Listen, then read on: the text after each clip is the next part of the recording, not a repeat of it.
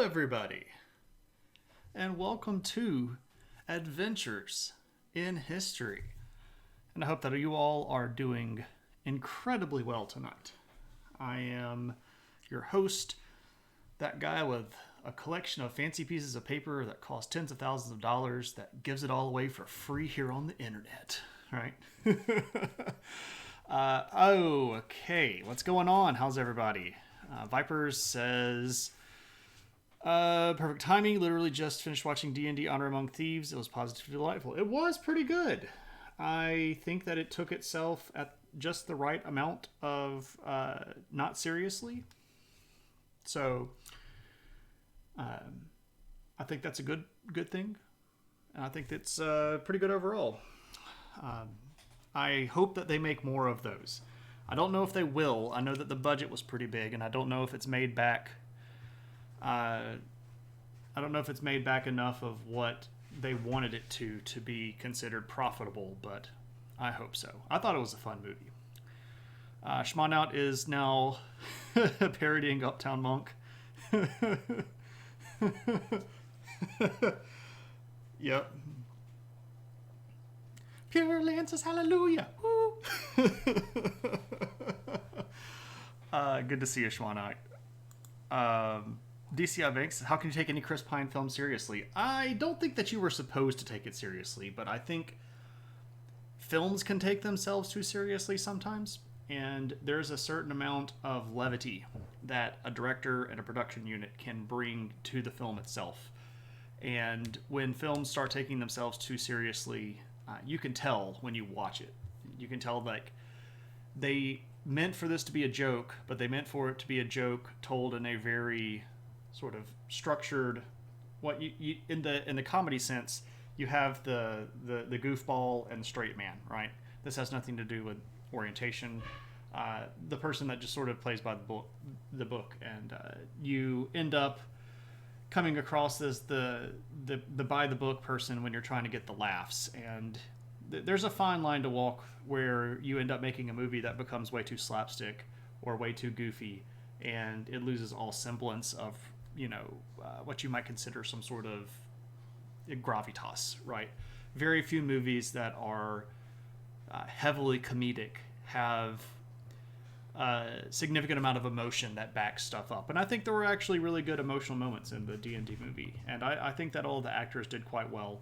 The plot itself was not complicated. I saw all of the twists coming miles down the road, but it's okay, right? It's a goofy thing. I was mostly watching it because I wanted to see how many Easter eggs they hid. And oh boy, did they hide them. It made $195 million against $150 million budget, so it depends on how. See, that's the thing. Like the production budget itself was $150 million, but what always ends up sort of being the hidden fee of movie making is the advertising budget, which is not usually included in the production budget. So they probably spent another maybe $100 million or so promoting the movie. So. Did you hear what Shane is saying, Taika Waititi? No, okay, so look, I'll say this. Taika Waititi has done some really, really good stuff. I actually really enjoyed his Thor movie. I thought it was great. But of course, this is comparing it to the Thor movies that came before it, which were pretty good. And then, why did you even make that movie? Because good gracious, that second Thor movie was a travesty. But Jojo Rabbit was good. I really like Jojo Rabbit, and I really enjoyed that movie. It was the right mix of emotion and funny. So, I think the D&D movie hit a nice balance. What's up, Tuna? Good to see you. Also, Moose, how's it going? Good to see you. I think you thought too much about a D&D movie. Well, no, I didn't think too hard. I was going in trying to find all the little things like, oh, I know that spell, and oh, I know that reference, and all that little stuff like there. Could I get back on the bottom of a buy a stream queue? You'd like to know more about the Luddites and the negative impacts on the Industrial Revolution. I think we may have actually covered the Industrial Revolution already. I don't think we've done that. Let me look back. We have done the Industrial Revolution. Yeah, I thought we did. It was back in the very early viewer request. It was viewer request number 15. So we've already talked a little bit about the negative impacts there. If we were specifically looking at that from an angle of who the Luddites were and why exactly they were complaining and sort of the larger world around, I could probably make a stream out of that. Probably. The Ladites, yeah, because, got to pronounce everything like Greek, huh? Moose 2271, what's up? It's too bad the man who created the world that the movie was set in didn't even get a mention in the credits. Yeah, that would have been nice. What's up, Noger? Good to see you. We could probably do that. And we actually didn't pick a topic at the end of the last stream, so we'll need to do that eventually. But there we go. What's up, KP? How's it going? Thank you for the lurk. Crudite, Ludite. Yeah, so we were making fun of the way that Aristotle would have said Luddite, Ludite, because you'd have to pronounce it like the Greeks would pronounce things. History of D&D as in how it was made, or history of D&D as in the history of Faerun, because that's two very different things.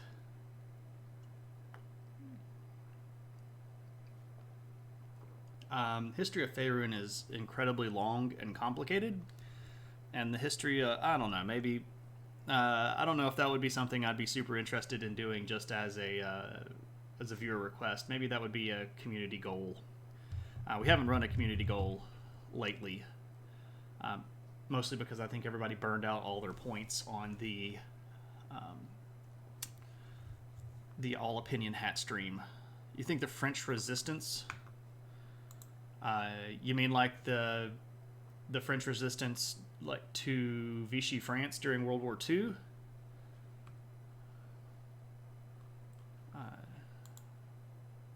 Just watch Allo Allo for the French Resistance. Yeah, I've seen some of that. All right. Yeah, the fact that they were very much not in agreement as to what government they wanted to reinstate and how they wanted to go about resisting. Who wants to just do rallies in March and who wants to blow everything up? Yeah, there's definitely a lot of variation within the French Resistance to Vichy France. That would be something we could definitely cover. All right, but we need to start because we've got a sort of a packed house tonight of topic, because we have a new century, right? So if you are newer to the stream, or if you have only been popping in every now and then, let me remind everybody of the format. For those of you that have been here for a long time, I know that this is going to start sounding ridiculously repetitive, and I do apologize. But on Thursdays here, we cover history in chronological order. So we started back at basically the origin of our species. And we started doing history as far back as we could do it, and we looked at a lot of stuff. And the first sort of round of things that was archaeological in nature, because of all of this was prehistoric, and we didn't have any writing, and we were trying to look at early civilizations, and then we sort of caught on with writing, and we've expanded from there. We are now in the 10th century, because for about the last year and a half or so, we've been looking at things in century format, which is basically 100 years. So tonight we're going to be starting the 10th century, and for the next what is likely 9 or 10 episodes, we're going to be looking at the 10th century. And I did try to plot all of this out. I do have a rough outline of what I want to do for that particular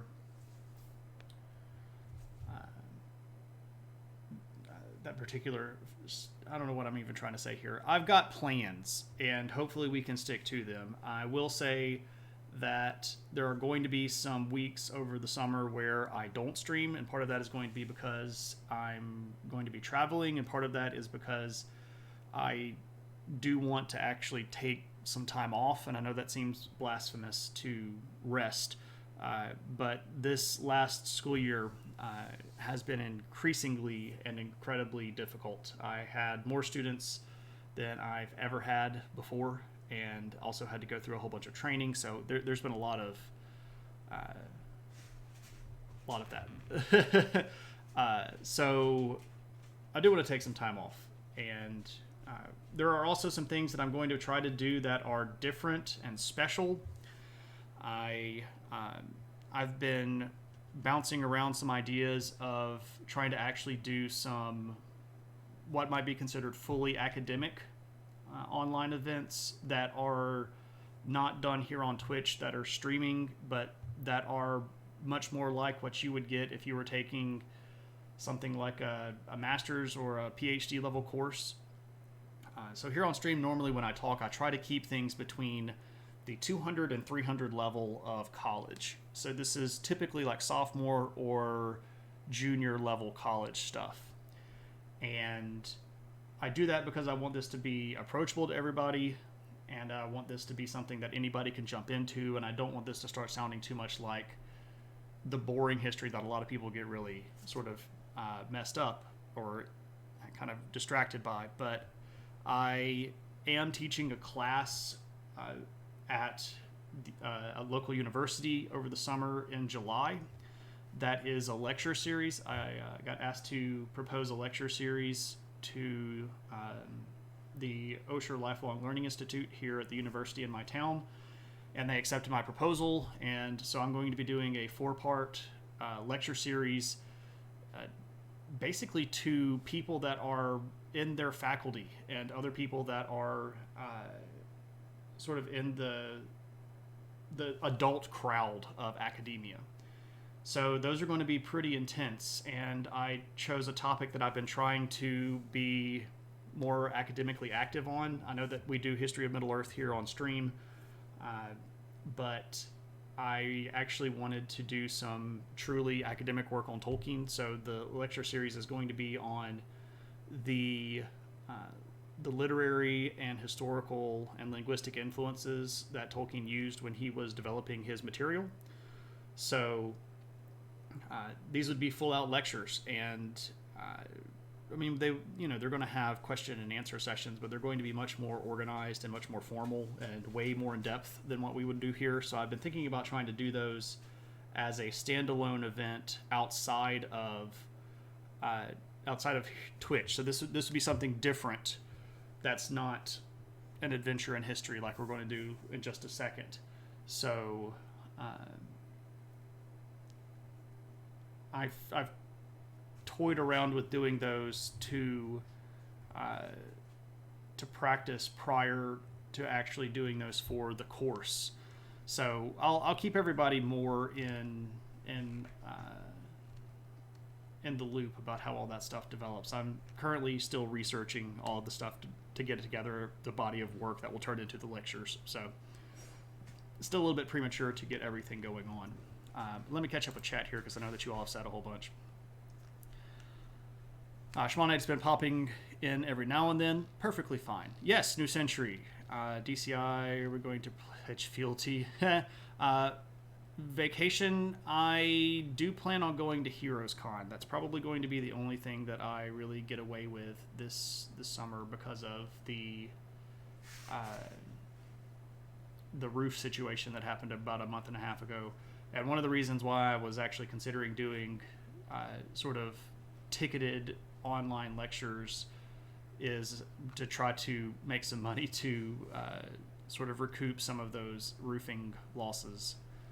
Part of that is because I'm going to be traveling, but the majority of that is because I'm sick of you all. No, actually, I love you all. This is one of the better parts of my week. Swear that I'll pay truly just to your majesty and to your heirs and say, yeah, okay, well, there we go. You fully support Shane resting. I appreciate that. Smart people stuff. Yeah, but you all are smart people, right? I want a badge to wear after I swear fealty so people you can spot. Yeah. It'd be Mukga. Make UK great again, right? You should do that, DCI Banks. Mukga. I support Mukga, right? Twitch's people never heard of. Twitch's people I've never heard of, so I imagine the academic stuff is about the people I've never heard of having never heard of. Well, you've heard of Tolkien. I've talked about Tolkien a lot here on stream. This would be academic Tolkien stuff. With a follow-up lecture on the Eagles ain't nobody. We've covered that already in history of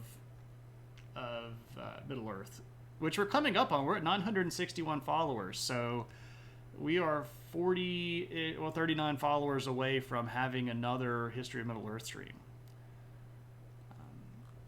Going to a street party on Sunday.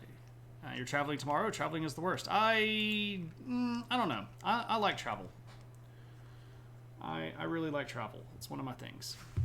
Middle nerd stream. Yeah, indeed. All right, so let's talk a little bit about Japan. So, again, this is the 10th century, so this is the year 900 to the year 1000. And a bit of a background. We've done 7 to 8 streams on Japan already. No necessarily need to go through all of that. It was not called Japan at the time. Japan is not even what it's called now. The Japanese refer to their country as Nihon, which is not what we call it today. What we call it today is a anglicized mess. And at the time, it was referred to as several different things by several different groups of people. The Japanese themselves would not have said Japan, and they don't even say it today. The Chinese called them the Kingdom of Wa, just like W-A. So there's that. The Empire is what they really called it. But anyway, that's a fair question. The capital is Kyoto at this point, or Heian, depending on which particular way you want to say the name. Technically, at the time, it wasn't called Kyoto. Now, the modern-day city is called Kyoto. But we have an empire. It's ruled by a single family that's been the imperial family going all the way back to the first imperial family called the Yamato court. That's still the same family. So the current Emperor Naruhito is still from the same family. There's only ever been one Japanese imperial family, which is pretty interesting over time.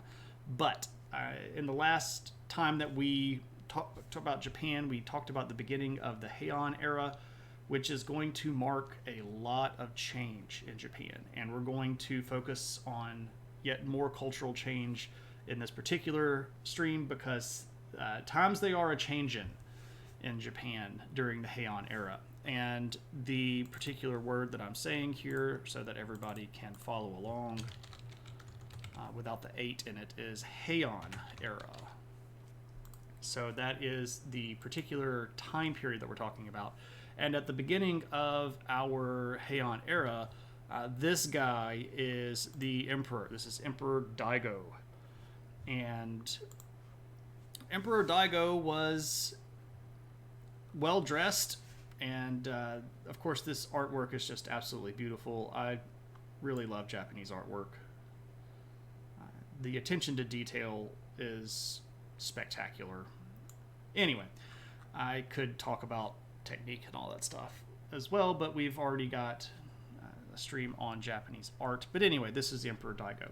Now, the Emperor is the head of the government, and he is also the head of the religion, and he has a lot of power on paper. But one of the things that's happening during the Heian era is that the emperor is losing some of the control in the country. And this is a trend that started in the 9th century, and it's absolutely going to continue into our 10th century. And part of the reason is that we see a string of emperors in Japan that are somewhat lax when it comes to instilling what you might call discipline, especially in the nobility. So there had been some changes back about 150 or so years prior that had effectively shifted some of the ways that taxes were collected. And this is going to be the central issue. And you go, or you might think, well, why are taxes such a big deal? Well, if you've got to pay a substantial amount to the government, and then the government is going to sort of protect you and be the center of authority, you have to pay your taxes to keep up with the government. But there's going to be some big shifts, but I'm getting a little bit ahead of myself. So let's talk broadly about what is going on in this century, and then we'll talk about some specific issues that are happening in the century as well. So, what's going on a macro scale? Socially, there is a lot of restructuring going on in the Heian period. Nobility behaving badly. Isn't that just nobility, though? Don't nobles always end up behaving badly because they can get away with it? Foggage would watch that show. I believe that Netflix made a deal with nobles behaving badly and have a whole bunch of specials with Harry and Meghan coming out pretty soon. So you might actually be able to watch that show, which is a bit of a joke, but there we go. Read my lips. No new taxes.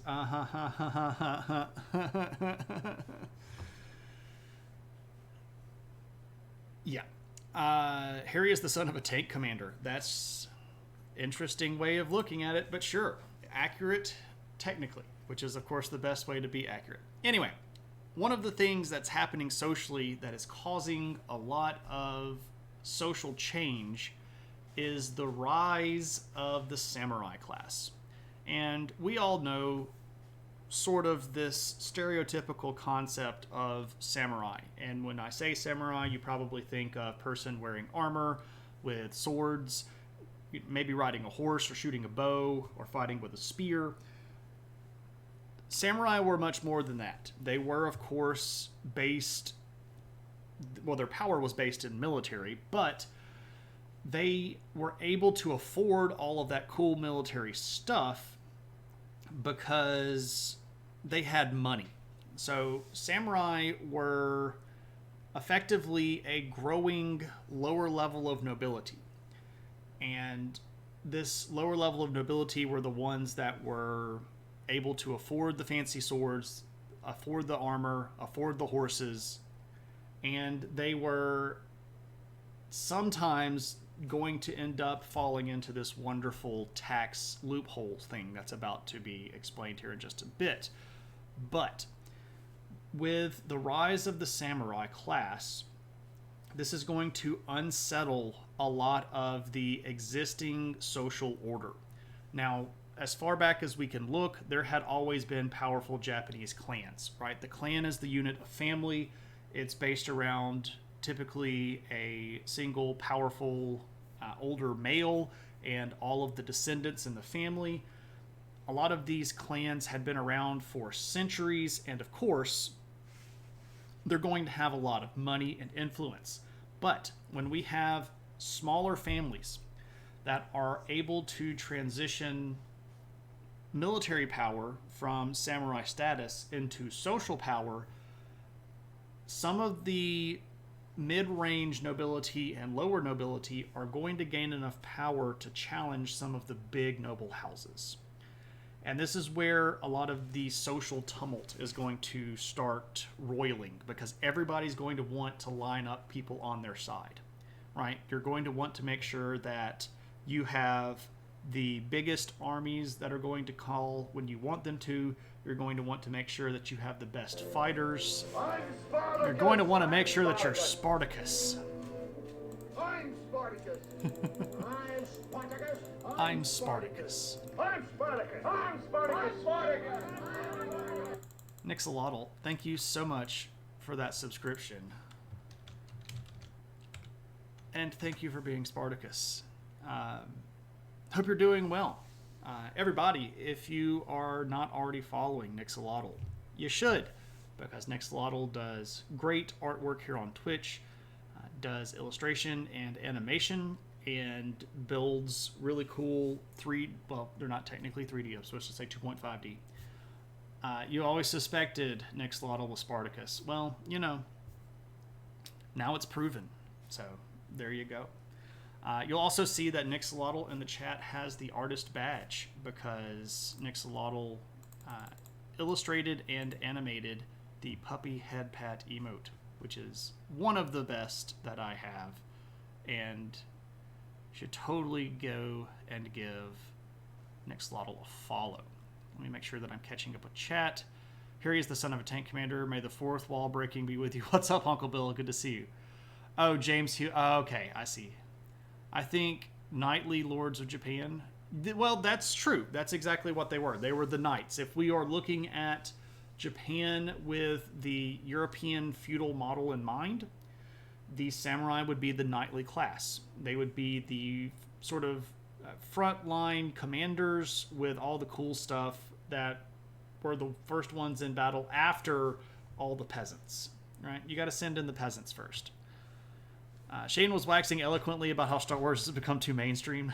I was attempting in the mod chat to make a joke about how the spirit of Star Wars has been taken away by the consumerist model that we have right now. And I was trying to find a good way of saying, put the Christ back in Christmas with the Star Wars thing. And I was like, we should put the Force back in May the Force be with you.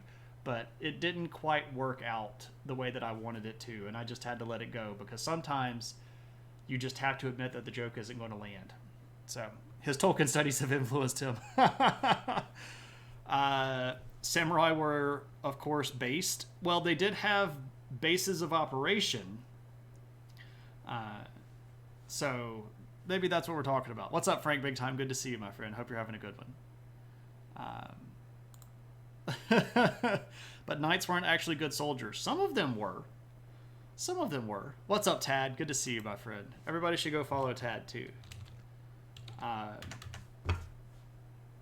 Tad's a great streamer and builds Gundam stuff and plays games. I was in Tad's room, or chat last night, hanging out, having a good time.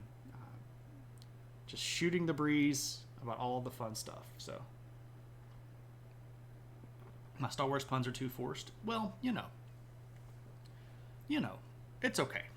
I appreciate that you're laughing, Tad. That's all that matters to me. I feel it in my heart. Now, as I was saying, there's social change going on. Social change. That's a big part. Now, the social change is going to drive political change, because when certain families become more popular socially, this is going to be something that they cash in to make political power. And what's going to happen during this period of time is that some of the big families that don't already live in the capital are going to start developing regional power bases. And, you know, the capital sat, or I guess technically the city's still there, right about here. And you can see the big island here of Honshu is quite large. At this point, the islands of Kyushu and Shikoku were very well integrated into the larger idea of the empire. So if you're sitting right here as the emperor, there are people that are pretty far away from you, and there are people that are also geographically separated from you. So this is basically a large coastal plain right here, and these mountains that run sort of right down the middle of the island of Honshu are a fairly significant geographic boundary. So there are people over here in the east that start kind of setting up their own little worlds. And there are some over here in the west, and there are some down here in the northern part of Kyushu, the sort of northwestern corner here. You can see that there's a significant amount of what you would call good arable farmland. So this can support a lot of money and people. So these power bases are going to start kind of popping up around the area. You are reaching for the triple pun. The fourth wall breaking seems suitable for edgy streamers. Sure, absolutely. I tend to break the fourth wall on purpose. But at this particular arrangement, I guess you are the fourth wall, so I'm talking to you all the time. But it's okay, because we're having fun. Or at least I'm having fun. I don't know if you all are having fun. I would assume that you're having fun. Otherwise, you wouldn't be hanging around, right? So there's going to be a struggle here, politically speaking, between these regional power nobles and the emperor. And this is going to mostly be because of taxes and who's paying taxes and how these taxes are going to work. Now, this is when I'm going to have to spend a little bit of time talking about something we've mentioned this before, but I need to emphasize this again here. In Japan, during the Heian era, we are going to see the rise and establishment of these things called shoen.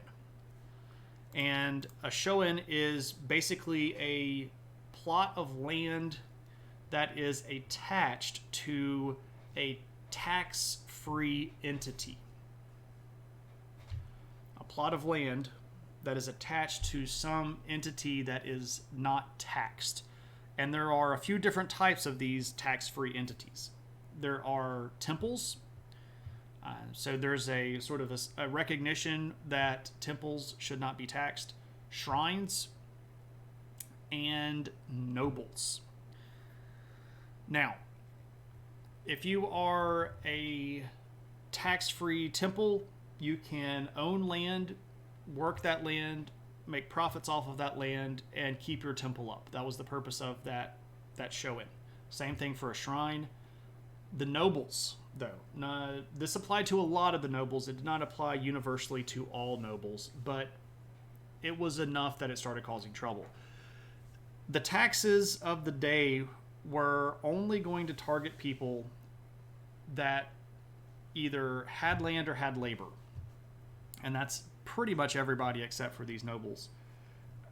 But the way that it worked, if you had land, let's say Shane owns a big tract of land, I would have to pay somewhere between 3 and 4% of the agricultural yield of that crop to the local nobility.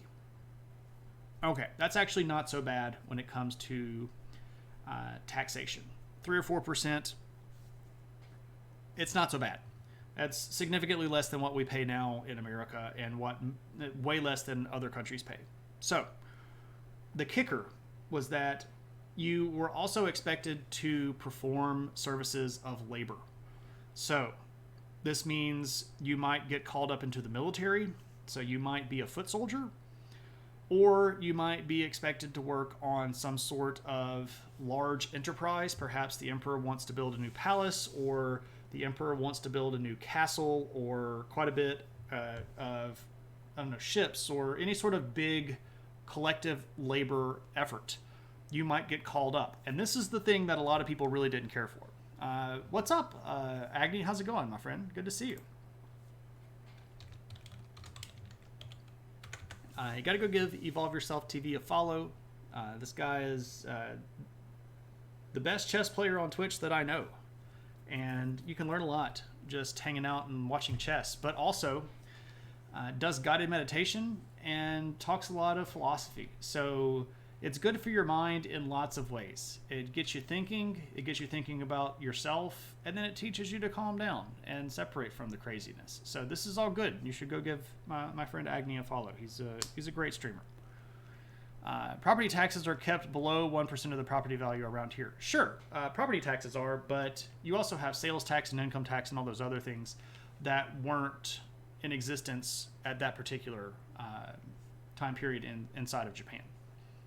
So, absolutely, my friend. You are always welcome in. What's up, Maddie? Yeah, drinking helps with thinking, except those times that it doesn't. Sometimes drinking impairs thinking, so what's up, Maddie? I hope that you're having a good one. Drinking can sometimes completely impair thinking. If you get all blackout, then your brain actually stops storing memories, so you lose the ability to cognate about that time period. Anyway, so what's up with the Shoin? Nobody really wants to go fight in a war. Nobody really wants to get called up when the emperor needs a new palace. Nobody really wants to give all this stuff to the nobles anyway. So, here's what these tax-free entities figured out what they could do. They could go to these small landowners. Because at this time, you could be a person that owned basically a subsistence farm. A farm that was large enough for you to feed your family and maybe make a little bit of extra income, but you weren't a rich farmer. You weren't a wealthy landowner. You were basically just making it, right? The economy of Japan had thousands of these small landowners, tens of thousands of these, all over the place. But here's what they figured out that they could do. Because these nobles were in situations where they were, in many cases, untaxed, the individual landowners would either sell or donate the land that they owned to a tax-free entity in exchange for what was effectively a contract with that tax-free entity. Let's see what's going on. You hit enter and then immediately panicked with, ooh, this is better. Maybe so. Frank says, if I'm not a noble, am I paying taxes directly to the emperor, or do they go via a noble? That's a great question, Frank. So you would pay taxes to your local political entity. Sometimes that is a city that would then go to a noble, and the person running the city would almost certainly be in the nobility as well, but might be a sort of a middle manager, assistant to the regional daimyo, right?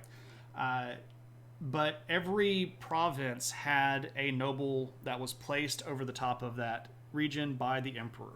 And the emperor would sort of send out a bill, and then the daimyo would look at the production of the territory and break up how he wanted you to pay that bill, and then you would get things handed down to you. You would pay that back to the daimyo, and then the daimyo would pay it to the emperor. Now, of course, the more hands that it goes through, the more times that it's going to be skimmed.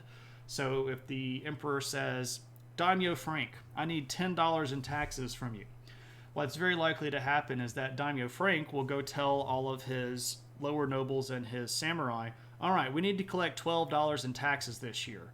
And you would go out and collect $12 in taxes from your region. You would put $2 in your pocket, and you would send $10 to the emperor, because, you know, you've got to make up your own little thing here. But what's happening in this particular arrangement is that the shift in politics has made a lot of these nobles effectively tax-free. And the emperor is then supposed to basically be directly taxing the landowners because the emperor owns all the land. This is sort of a political fiction here where you could be an individual landowner, but the emperor still owns that land. It works in theory. You just sort of have to understand that the land that you're working on isn't technically yours. It's owned by the emperor, even if your family's been there for hundreds and hundreds of years. So you're supposed to be paying this to your local noble who's still doing the collecting on a local scale, but the noble himself is not actually going to have to pay any of those taxes. So that's a fair question. Drinking definitely doesn't help with editing written work. That's true. Not with that attitude. Omnibuddy, hey, how's it going? Welcome in, welcome in. Good to see you. Omnibuddy is an online friend from both the, well, I guess Usagi Yojimbo Dojo and the Usagi Yojimbo Discord. It's good to see you. Hope you're having a great one. Indeed, $2 is actually a pretty reasonable charge for all the collecting. Well, you were sort of understood to be skimming. Everybody sort of winked and nodded, and as long as you kept it at a reasonable level, nobody really said too much about it. Because you were going to kind of get your thing. Yeah, Maddie, I have the auto mod turned up to Puritan Grandma level. So it basically blocks everything. It's similar to sharecropping, but you never really got away from it, if that makes sense. What's up, Unreal Brian? Good to see you. Yes, tax farming. That's exactly what we got. So, I, as a small landowner, am going to either give or sell my land to a local noble, under the understanding that I will still be able to work that land. But, as I no longer own the land, I no longer have to pay taxes. Also, the noble doesn't have to pay taxes. So I'm making money, and the noble is making money. Now, the noble is getting most of my profits because technically it's not my land anymore, but it's also not the emperor's land anymore, and nobody really has to pay any taxes. So where's all the money going? The money is going into the pockets of the nobility. And as these regional power bases start popping up, these shoin are going to be at the centers of them. When you find a really big shoin, you're going to start finding these nobles that have basically set up little de facto governments of their own. And these social and political issues that had been driving the families apart and had been driving wedges between big families and the imperial family are going to be most obviously seen in this particular situation, because you're going to see nobles that are making their own regional laws. You're going to see nobles that are building their own armies, and they're going to basically stop having to answer to the emperor, because when the emperor calls up the army, he's only going to be calling up the army on land that answers to him. So if you've donated your land to a noble, you also get out from imperial military service. Now, you're probably going to have to serve military service for your particular lord, your local noble, but there's much less of a chance of you getting called up by the emperor and getting sent to Korea, right? Which is something that happened a lot in the previous century. We talked about that a lot last time around when there was some skirmishing on the shores of Korea. There were some big naval battles that were going on. You don't want to get sent super far away. Now you don't have to, because your noble is not likely to send you, across the ocean or halfway across the country. You might, have to go across the border to the neighboring province and beat up on those people, but, you don't really like them anyway. Shane's mom mod. Maybe so. Come see the violence inherent in the system. It is somewhat inherent in the system. It kind of is.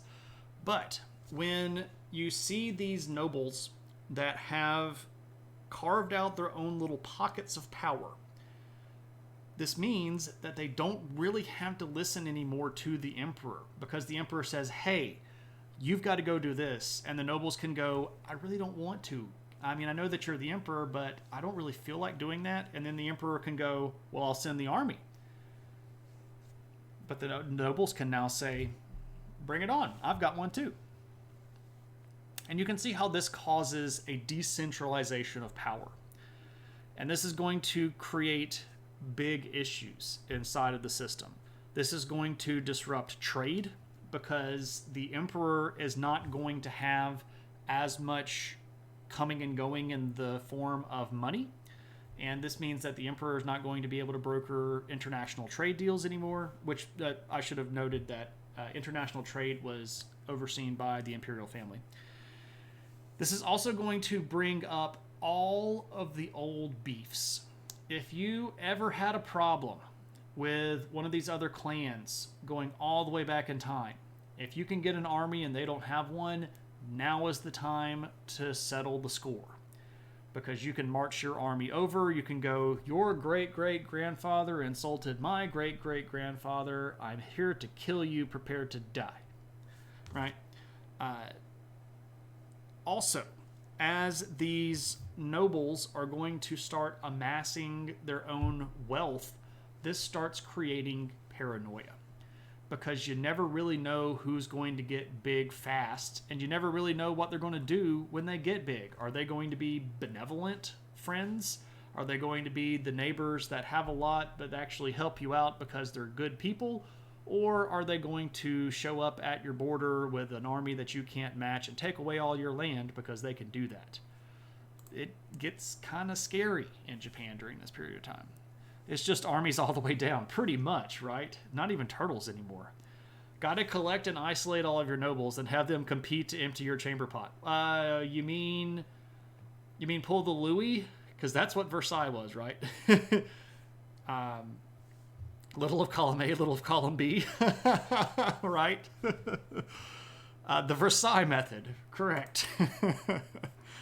Now, what is a direct, what can I point at as a, hey, here's what happens when this happens? Well, it just so happens that there's a great example of this, and it's called the Tengu Rebellion. The Tengu Rebellion is from 935 to 940. And this starts all the way back with our buddy Emperor Daigo. Emperor Daigo watched a lot of this stuff happen. He watched these shonen grow, and specifically over in the parts of Japan that were further away from him, he knew that all of this stuff was happening, but he really didn't think that anybody was going to do anything about it. Well, that is until this guy shows up. This guy's name is Taira no Masakado. Taira no Masakado. And I'll refer to him by his given name, Masakado. But he is from the Taira clan. And the Taira were one of the 4 largest clans in all of Japan at the time. Yeah, it was only 5 minutes long. Only 5 minutes long. Make them fight over who gets to check mark on the doors, right? You could just automatically tell that band shifts to a minor key when the guy shows up. Yeah, this is the bum, bum, bum kind of guy, right? Taira no Masakado. I guess I could put his name here in the notes, but we might run out of time, or might run out of space. So this is Taira no Masakado. The word no in Japanese is a possessive, and it means of or from. So this is Masakado of the Taira clan. Sworn enemy of Taira. Yeah. Taira, yes, Masakado. Well, we'll actually get to a sworn enemy in a moment because I have a photo of him as well. So, what's up with this guy? Well, he's from the Taira clan, one of the 4 biggest in Japan. Should I wear my best and flashiest suit for the picture? No, I demand my black tyrant cloak. It makes me look scarier. But sir, aren't you supposed to radiate beneficence and benevolence? Let's go for terror and horror. Can we do that? Could you get that across in the painting? Right. So he's from a very big family, and he has a whole lot of land. Now, he's going to run afoul of the most powerful clan, which is the Fujiwara clan. The Fujiwara were the regents to the emperor and the heads of the emperor's cabinet. I'm going to have to probably get rid of this, and maybe, can I put versus, this is going to run out of space, isn't it? Well, I mean, I guess we can go ahead and put it up here.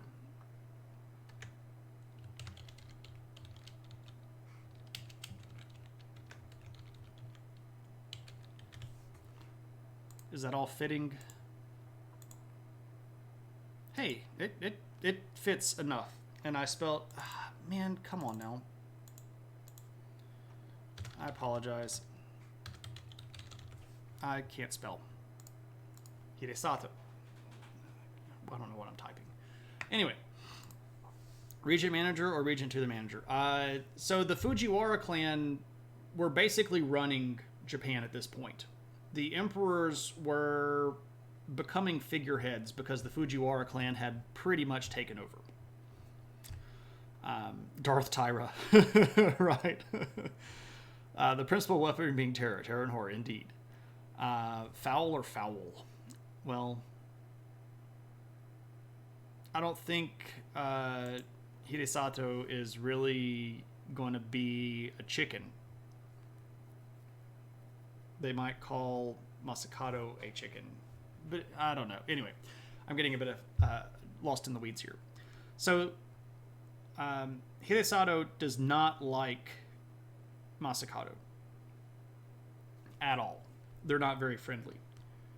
And Masakado had built this large shogun for himself and had begun to disobey the imperial orders, which of course were being puppeted out by Hidesato himself, because he's running the emperor pretty much. So what are you to do if you're Masakado? Well, you basically just put your foot down and go, I'm not going to follow any of your edicts. I know that these aren't coming from the emperor. I don't care. I don't like you. And the emperor at this time was a guy named Suzaku, who is Daigo's son. Daigo had passed away in 930, and Suzaku took over as emperor in 930. But he's sort of effectively not really in charge. I declare rejection. Exactly. Just stand it up and yell it out, because that's how it works. Now, this is a rebellion. Again, this is called the Tingyo Rebellion. And it starts pretty small. Masakado is going to beat up some of the people around him, but the emperor thinks this is just him kind of acting up, like, oh, look at that guy. He's just kind of running around and taking out his frustration on the nobles. And Hidesato is like, no, this is problematic, and we need to go beat this guy up. We need to go end this rebellion before it gets big. And Suzaku's like, yeah, let them just kind of spin their wheels. And the more that he fights these other people, the weaker he's going to get. And then when he sort of tires himself out, we'll go, thump him on the head and put him back in line and make him pay taxes or something like that. We'll be fine. But then it gets bad. And the combatants that are in the region start targeting each other's food supply.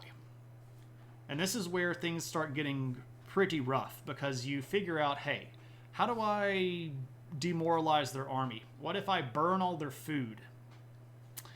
Army that can't eat doesn't fight very well. So I'm going to go burn all of their fields and burn all of their storage units. And I'm going to target their farmers. That's another way that you can really demoralize an area. You go into farming villages and you wipe out everybody that you see. You can't grow food, you can't feed your army. Problem solved. But the issue there is, if I destroy all of your food, you then have to buy food from somewhere else. And that drives up the cost of food. So this starts having ripple effects in the economy. Because when I'm destroying your food and you're destroying my food, and then we have to go, buy food, we end up having limits on how many rolls of toilet paper you can buy at one time. Right? Because there's just only so much to go around. This is when the emperor finally figures out, like, oh crap, we've really got to do something about this. And the Fujiwara clan has kind of been sitting there for the last couple of years going, really? I'm just imagining a self-storage complex with containers filled to the brim with rice.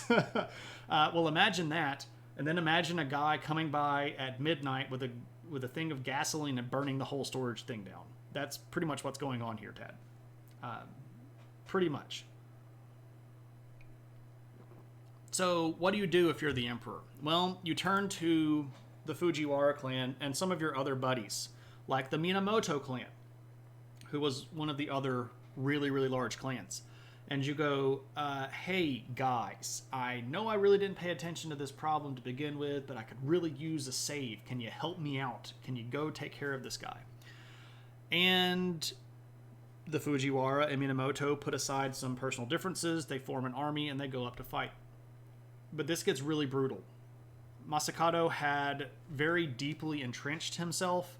He had established a lot of really powerful contacts in the region, and he actually had some of the other nobles in his pocket. What's really interesting here is that because he was of the Taira clan, and the Taira clan was one of these, again, very big and powerful clans, at one point, the Taira clan had married into the Imperial clan, and there was an emperor back several generations prior, this guy named Kanmu, and Masakado was actually a descendant of an emperor, and he goes, okay, here's the move. I'm of imperial blood, I'll just claim to be emperor. So he just claims the imperial title and says, no, I'm emperor. Suzaku, he's a pretender. Everybody should line up behind me.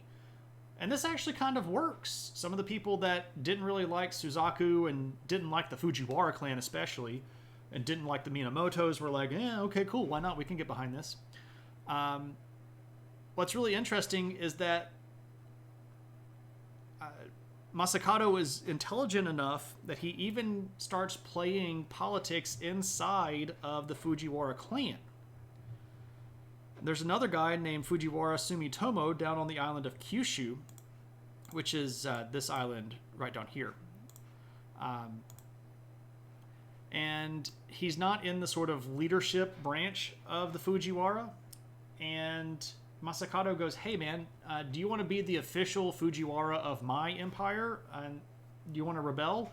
And Sumitomo's like, I don't really want to be part of your thing, but if you're going to give me cover, I'll totally rebel with you.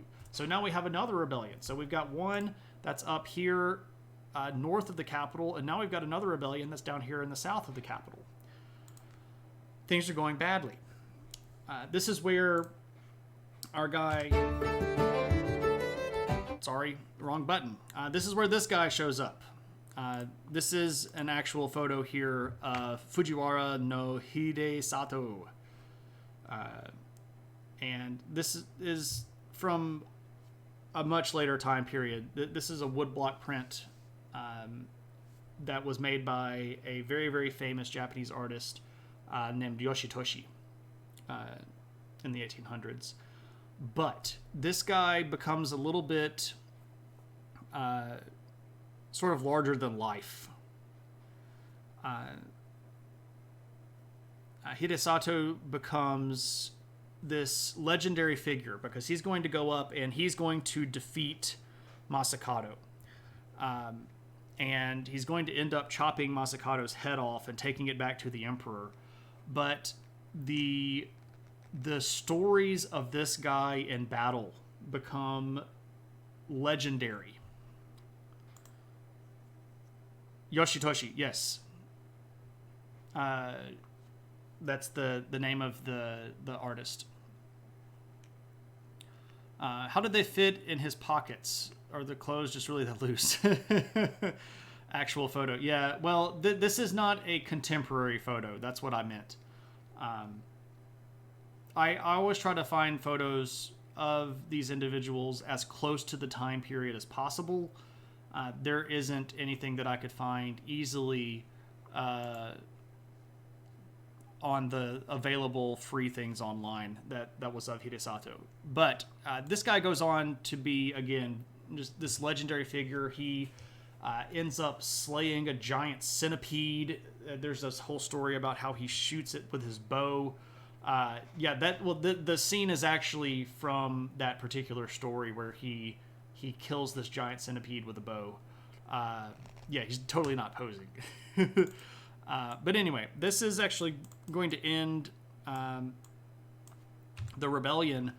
But what this does is sets a really unfortunate precedent that if you can manipulate the Shoin system, you can get a big enough power base to challenge the emperor directly, and you don't have to follow. Oh no, not the immortal centipedes. Yeah, those big scary ones that are big enough to swallow buildings whole. He kills one of those with his bow. So when you see something like this happen, it puts everybody's mind to thinking on different tracks. Centipedes of unusual size, right? The COUSs. So everybody now knows that the Emperor is not invincible.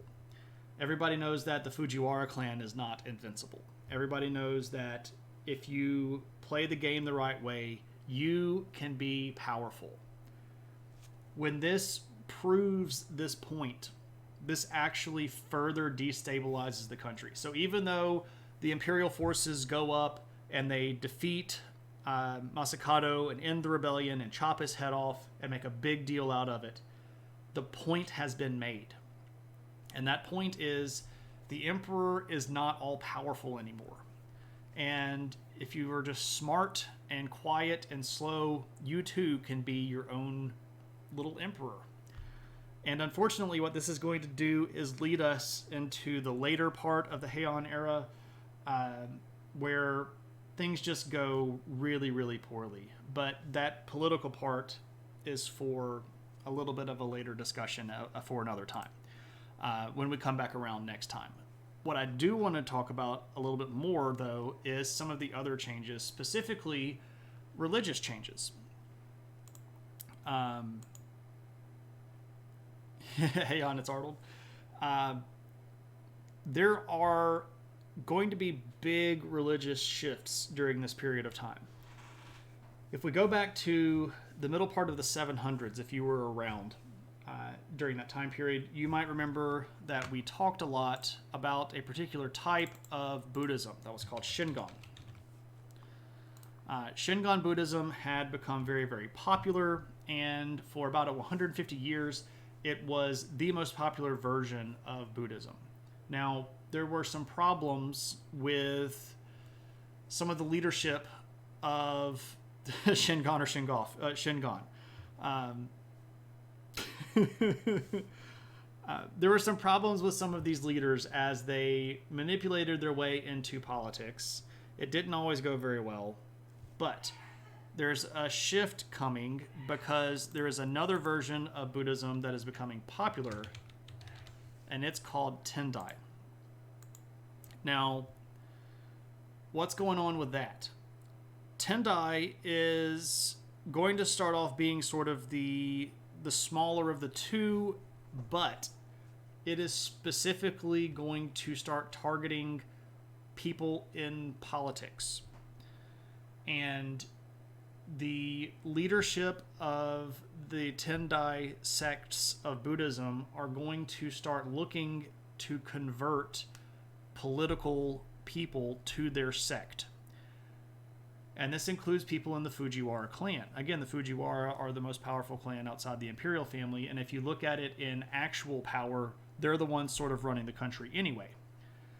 So if you can get people in the Fujiwara clan to convert to Tendai, they're going to convince the imperial clan to leave Shingon sect and move to Tendai sect.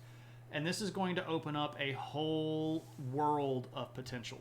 Because again, the emperor was a religious position. The emperor was seen sort of as the conduit between the gods and the divine and humans. So they're kind of the bridging of the gap, right? And whatever way the emperor went, so also went most of the country. Now, this, of course, it will have varying effects depending on your level of urban status, right? Way out in the country, doesn't really matter what the emperor is going to do because the rural people are going to practice their versions of religion with very little influence from the central authority. But if you are a big noble and you want to get in good with the emperor and you want to get in good with the Fujiwara, you're going to do the stuff that they do, right?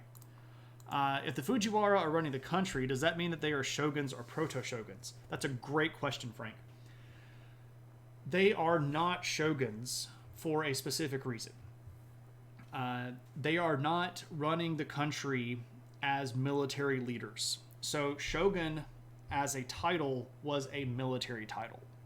And there had been shoguns assigned to do stuff like go up north and fight with the barbarians or go conquer territory and add it to the empire.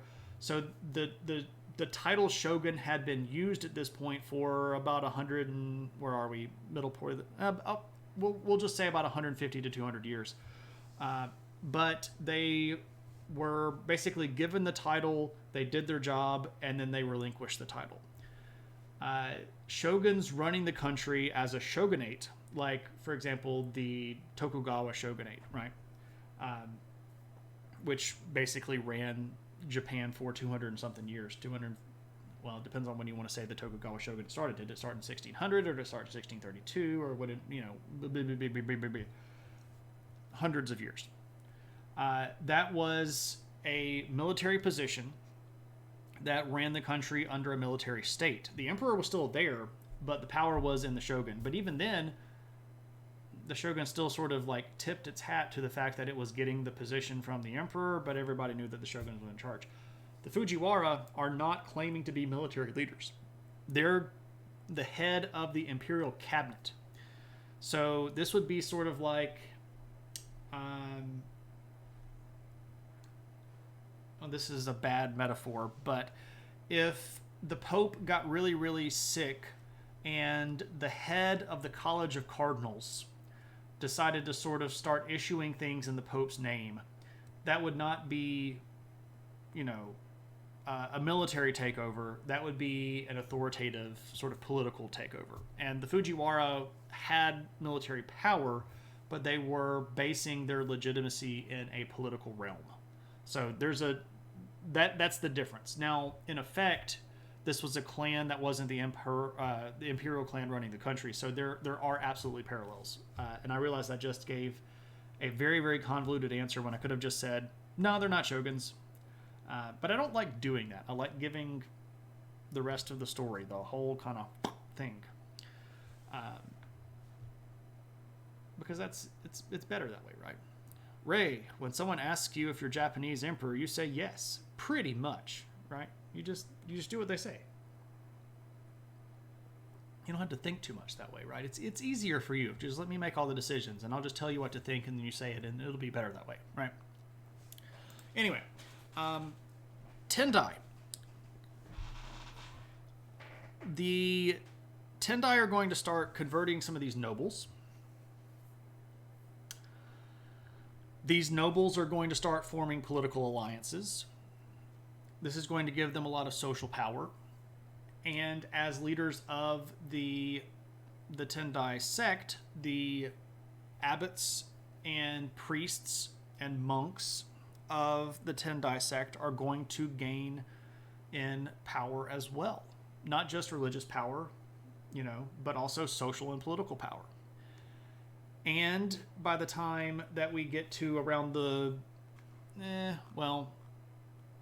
not too far into this. Oh, fudge. I forgot to show you a photo. This is Fujiwara no Sumitomo. I mentioned the Fujiwara guy that rebelled down in the south, and then I didn't show you his photo. So there's Fujiwara no Sumitomo. I was trying to get to this guy. This guy is Ryogen. And he was a really important Tendai abbot. So he's a monk. Am I a god? No. Nor do I necessarily want to be considered one. That's a lot of responsibility that I'm not necessarily kind of down with. By the time we get to Ryogen, things are changing big time. And we're going to see the Imperial clan switch over to the Tendai sect. We're going to see the Fujiwara clan shift over to the Tendai sect. Now, Shingon is not going to be eliminated. It's just going to fall out of popularity. There are going to still be plenty of people around that are doing Shingon Buddhism, but Tendai is going to be sort of the one that really starts being the way to go if you're going to play like the political game. It's the vogue, if you will. Now, this is interesting as well, because if you remember when I was discussing the concept of Shoin, temples and shrines were also tax-free entities. And people could donate their land to a temple or a shrine. And what this meant is these big monks, like our buddy Ryogen here, are going to end up with reserves of labor and potential soldiers and food and money. I keep showing this guy because he's going to be instrumental in the rise of a new type of armed individual that's not a samurai. They're referred to as Sohai.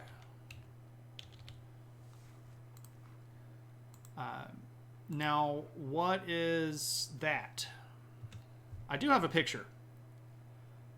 Dun, dun, dun. These are Sohai, and you're like, well, that's clearly a samurai. I'm looking at a samurai. Well, no, you're not. And there's a really easy way of telling this. If we look here, he's only wearing one sword. And there's a reason for that, because he's not a samurai. Sohai were trained fighting Buddhist monks. So the old-fashioned and much vaulted warrior monks. So these were Buddhist monks that knew how to fight. They multi-classed. They have a really high charisma, and they multi-classed with strength, so they can do physical. But some of them decide to multi-class with dexterity, so they can shoot bows better, right? They can wear medium armor, but not really heavy armor. High dexterity, right? But they're going to become a player in the game, and the reason I mention them is because of this. This is the Yasaka Shrine. And our buddy Ryogen was the abbot of the monastery here at Yasaka. And the area where Yasaka is located was basically a shoin. It had territory that is going to be attached to it. Your first edition monk retired to the 24th level. Wow, first edition. That's way back in the day. I don't know the last time I played that. I don't know if I've ever actually played first edition. I know that I played AD&D, which is, but I can't remember if I've ever played actually a first edition game. It's fine. It's not necessarily for everybody. Anyway, so here's what's going on. There's a shoin attached to Yasaka Shrine. Ooh, I was going to do this too, because I looked ahead. And we can actually go look around Yasaka Shrine today. So we'll zoom in on it while I talk a little bit here. So Ryogen doesn't like the idea of all of these nobles having all of this power, so he himself is going to decide that he needs to build himself an army. And his army that is attached to his shrine here are going to be made up of these Sohai people. These are going to be his monks that are trained in combat and they're going to be readily available if Ryogen needs military assistance. This looks like a modern army. Well, I mean, we're not looking back in time. Well, I guess technically we are looking back in time. I can't see when this photo is from 2017. I was just trying to show the shrine itself today. It wouldn't have looked exactly like this back in the particular time period. You went there. You went to Yasaka. It's a very, very famous shrine. And it's tied up a lot with especially New Year celebrations. So, but you knew none of the historical impact. Well, that's why you need to go back, and you need to bring Shane with you so that he can plan the trip and then tell you all the cool historical stuff about the places that you're hanging out in. One of the mods here in the chat, Mac in a lab coat, went to Kyoto, and I started asking him, did you go to this place? Did you go to that place? And he's like, what place? And I'm like, you were in Kyoto and you didn't go see this? And he's like, no, I didn't even know that existed. And I was just pulling my hair out like, what are you doing? You have a friend going to Japan this month. Should I have you FaceTime with them for their entire trip? No, but I will offer this. If they want to talk to me about some stuff and get me to consult in helping them plan their trip, I'll give them an hour, and they can make a donation that they see fit based on the information that I share. I'll be a very low rent trip planner, I guess. Anyway, were the Sohai analogous to Shaolin monks? Similar, but with significant differences. The biggest significant difference is that Sohai didn't always stay put. Now, they were supposed to. A lot of these monks had sworn to never leave sort of their surrounding area, but some of them ended up being mobile armies. And Ryogen, especially the guy that I've shown you a few times, decided that he was going to start settling some of his differences with force. And he would say, like, okay, look, you need to back off because this is temple land. And they're like, some of the nobles were like, oh, you be quiet, you crazy kid, because you're just a monk. And, what are you going to do? And he's like, I'll come to your city and I'll kill you. And they're like, you can't do that. And he's like, I've got an army I'm going to do. So this is where we get Uptown Monk. Because we have monks playing in the political arena now. And they have military power now. And that military power is going to further destabilize the social power, because now you don't just have to worry about the political enemies that you have or the social enemies that you have. Now you have to worry about the religious enemies that you might have as well, because everybody's arming up. And if you go, oh man, this is going to turn out really badly and there's going to be like a really long war, just wait. We're getting there, but not this time. But we're getting there, right? You had a classmate who went to the museum with Botticelli's Birth of Venus and somehow met... Oh, the Uffizi. And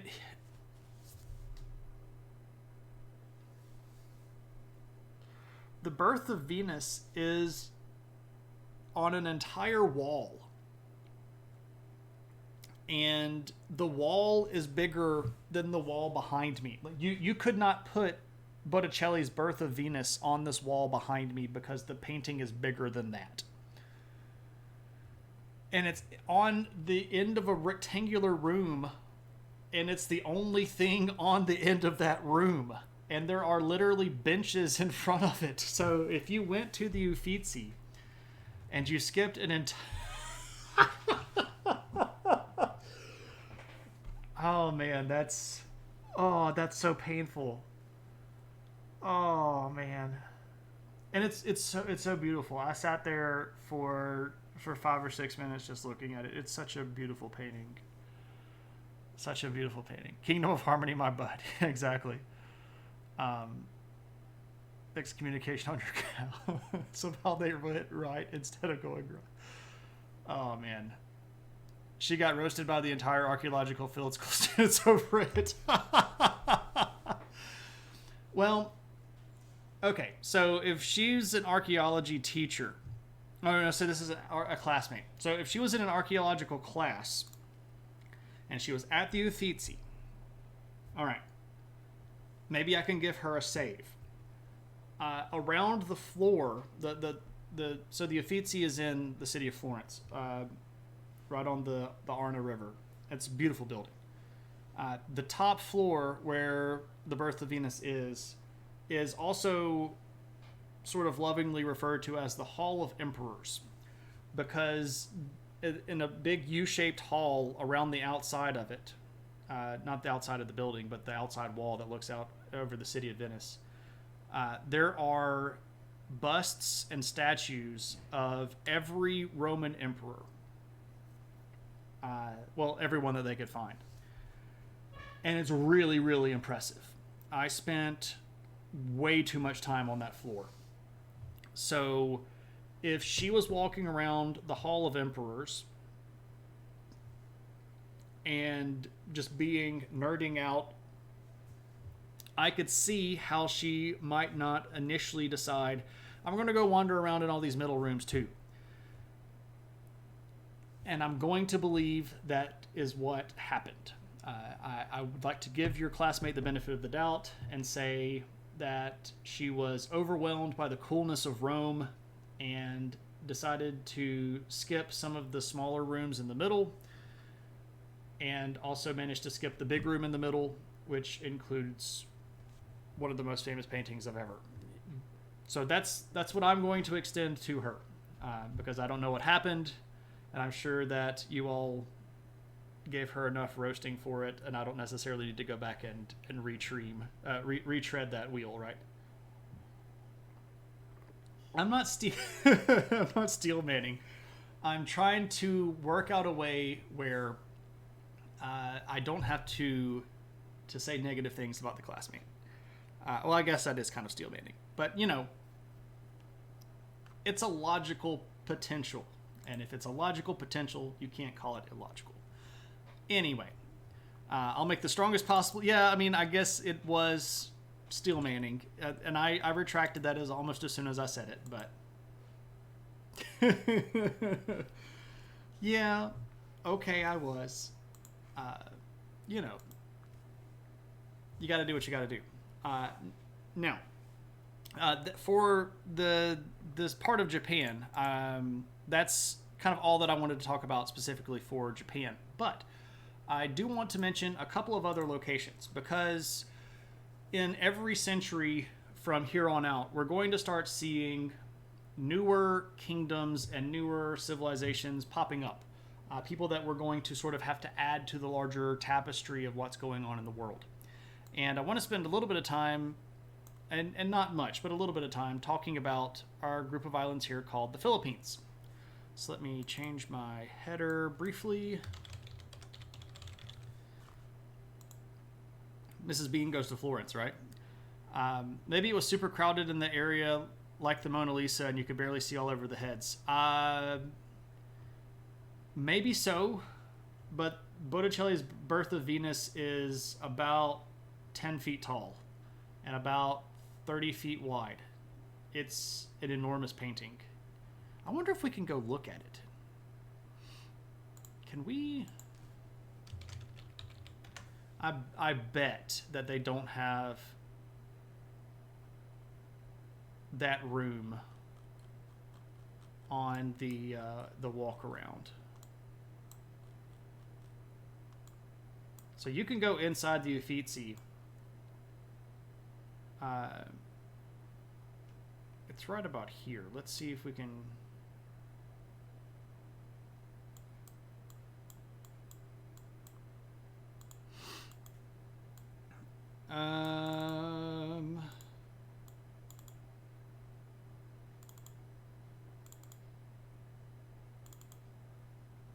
I bet they don't have the room with it on here, though, because I would suspect that they probably don't want people just hanging out on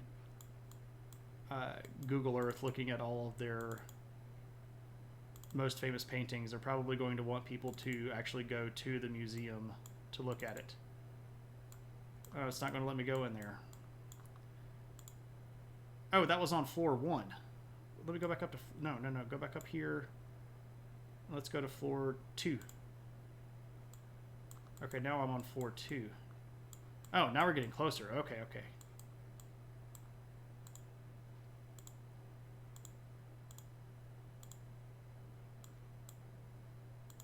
Yeah, there's a whole bunch of triptychs. But we're going the wrong way.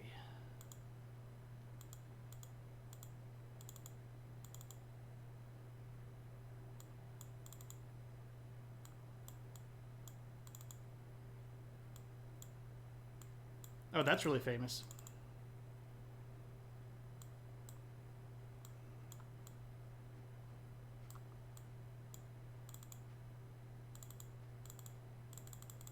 Let me go. Let me just see if I can...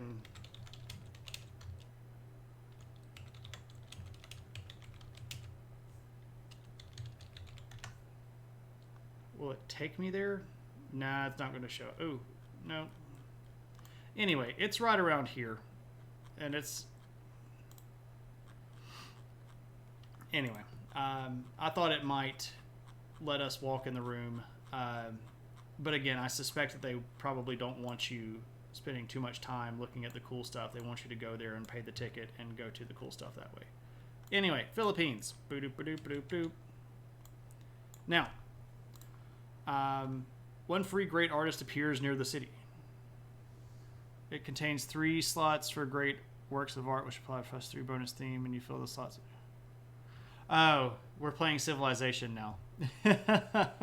Anyway, the Philippines. What's going on over here? Well, during this century, we are actually going to enter written historical era of the Philippines. This particular inscription is referred to as the Laguna Copper Plate inscription. The Uffizi is free. Maybe it's free now. It has not always been free. Because we had to pay to get in, and it was a friggin' long line, and we had to get there early as junk. Anyway, this is a written document that is located in the Philippines and dates to this time period. Now, why is this important? Well, it's important because this is written history in the Philippines, and the first piece that we have, the oldest piece that we have. It's basically talking about a legal dispute. There's a person that has a legal dispute with another person, and they have to take it to the nobles, and it gets settled, and da-da-da-da-da. But what's important about this particular document is that we learn a lot about it, a lot about society in the Philippines from it. For example, we know that there were governments, that these governments were established over regions, that they had laws, that they had social stratification, that they had polities and politics.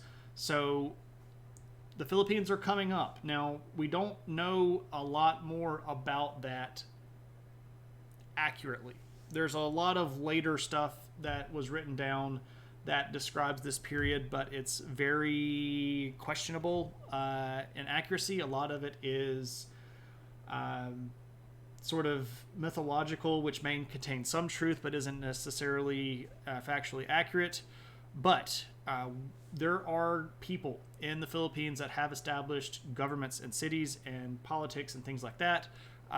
Culturally speaking, the language that they use is going to tell us about them a little bit. The language that they're writing in is going to contain words that are Sanskrit and words that are in Old Malay. So this is the language, the original language that modern Malaysians speak. But Sanskrit from India, Malay, of course, from Southeast Asia. And these two areas are going to have a lot of influence over the Philippines because of stuff like trade and expansion. Now, we're also going to start seeing the Philippines show up in trade networks that connect back to China. So by the end of this century, they're going to have some external contacts as well, and we're going to start learning a little bit more from them in the next century. But I did think it was important enough that we should probably go ahead and talk about them now, so that when we get to them next century, we can go, hey, we already know a little bit about the Philippines. Just act like you belong. Yeah. Do you have a hard time picking upgrades in Civ games? No, because I play Civ games more like video games than I do like actual Civilization, which I know it sort of defeats the purpose. But I know which ones are the good ones to get, and I just go to try to win.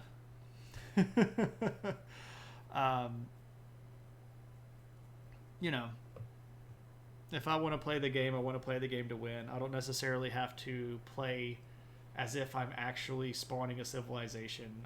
I'm going to min-max myself to victory. That's what I do when I play pretty much any game. So, I know that's sort of lame, but probably also not the definition that you wanted to hear.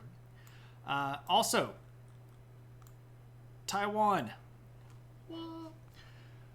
What's going on in Taiwan? Well, we're starting to see growth in sedentary life. We're starting to see villages and some towns pop up in Taiwan at this time.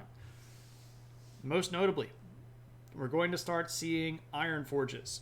Now, iron forges are going to be key proofs that there are sedentary things going down, because you don't want to move a forge every time you get up and pack and move and go to this part of the island or that part of the island. Now, there have been people in Taiwan going all the way back like 40,000 years, right? But we're talking specifically here about cities and organization.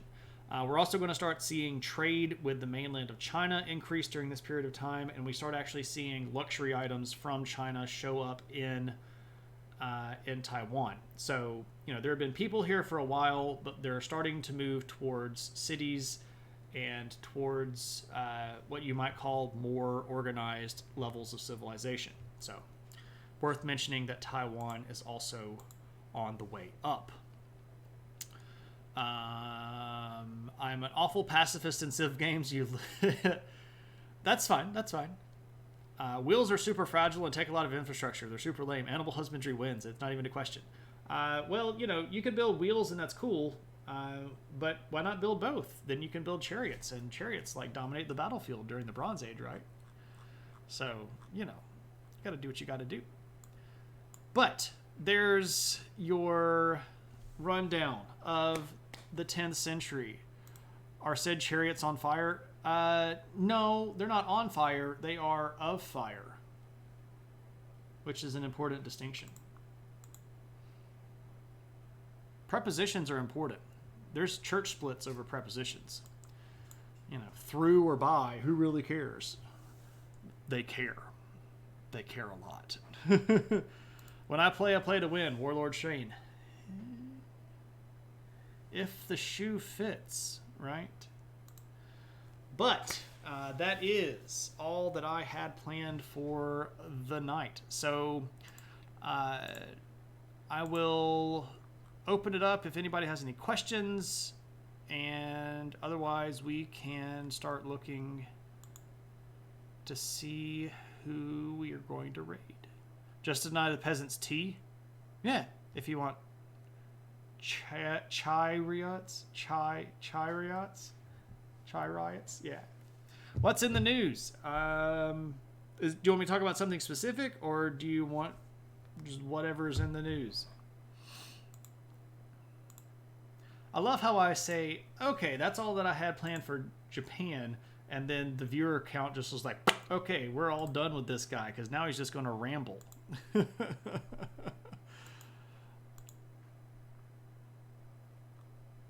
Nix, did you have anything specific that you wanted me to talk about, or do you just want me to pick something? Because I can do both. You are uninformed. Okay. Let's see. What is going on in the world that I want to talk about that I think is going untalked about?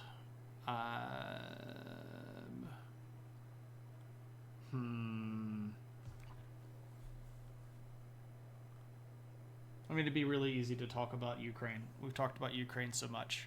I'm not trying to say that we shouldn't talk about Ukraine, but just trying to think of. We could talk about Sudan, but we've talked about Sudan for like the past 3 or 4 streams. So, uh, hmm.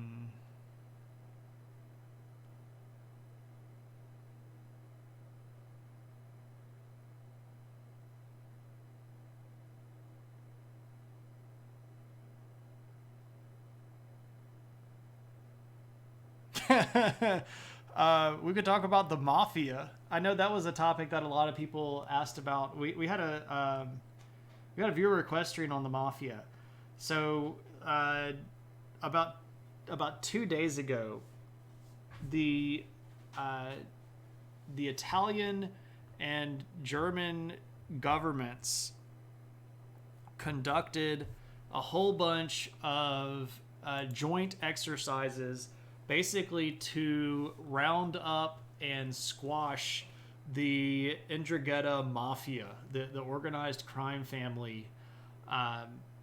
This was sort of overseen by the EU, and they being the investigators in Italy and Germany, had connected a lot of this stuff to like 15 or 16 different countries around the world. There's like a lot of stuff in South America with like Colombian drugs, especially like cocaine.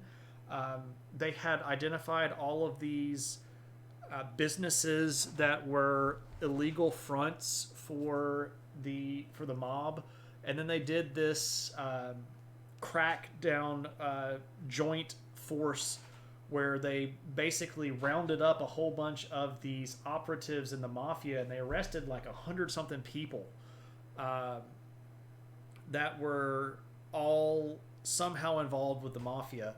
And it's got a whole bunch of people from like Brazil and Panama and Ecuador, and there are Chinese bank accounts that are involved in this. There were wire transfers that had run through Dubai. There were